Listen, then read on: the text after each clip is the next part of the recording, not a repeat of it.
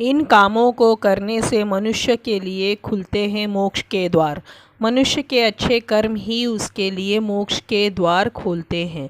मोक्ष प्राप्ति का अर्थ होता है जीवन मरण के चक्र से मुक्त हो जाना। मोक्ष की प्राप्ति के बाद मनुष्य को दोबारा इस मृत्यु लोक पर जन्म लेने की आवश्यकता नहीं रहती है। शास्त्रों में कुछ ऐसे कार्य बताए गए हैं जिन्हें करने से मनुष्य जीवन मरण के बंधन से मुक्त होकर मोक्ष की प्राप्ति करता है। मृत्यु के समय के कष्ट होते हैं दूर। रामचरितमानस का पाठ बहुत ही पुण्यकारी है, इसलिए मनुष्य को रामचरितमानस का पाठ नियमित रूप से करना चाहिए। रामचरितमानस में भगवान राम के विषय में लिखा गया है। इसके बारे में कहा गया है कि इसकी चौपाइयाँ केवल वाक्य या शब्दों की माला नहीं हैं, बल्कि ये मृत्यु के पश्चात भी मनुष्य को भव सागर पार कराती है। रामचरितमानस के पाठ से मृत्यु के समय का कष्ट कम होता है और मनुष्य इस लोक के बाद उच्च लोक की प्राप्ति करता है।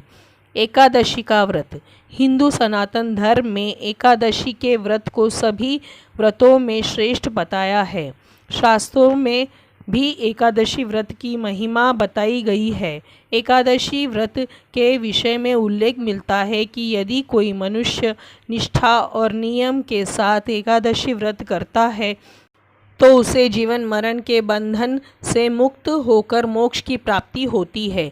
मार्गशीर्ष मास में पड़ने वाले एकादशी को मोक्षदा एकादशी कहा गया है।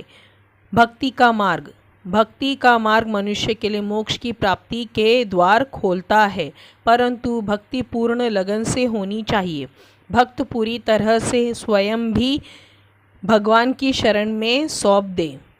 सांसारिक बातों से कोई मोह नहीं रखे। यह मार्ग अत्यंत कठिन होता है। आचरण और शुद्ध कर्म। आचरण और कर्म ये दो चीज़ें हैं जिसके अनुसार मनुष्य मृत्यु के बाद मोक्ष, नरक या स्वर्ग का भागीदार बनता है। भगवान श्री कृष्ण ने भी गीता में कर्म को सबसे ऊपर बताया है। व्यक्ति को भाग्यवादी न बनकर कर्मवादी बनना चाहिए। अच्छा और सात्विक आचरण एवं अच्छे कर्मों के द्वारा ही व्यक्ति इस जन्म मरण के बंधन से मुक्त हो जाता है। गीता में भगवान कृष्ण ने 20 आचरणों के बारे में बताया है, अतः आप गीता का पाठ करके इस मार्ग पर चल सकते हैं।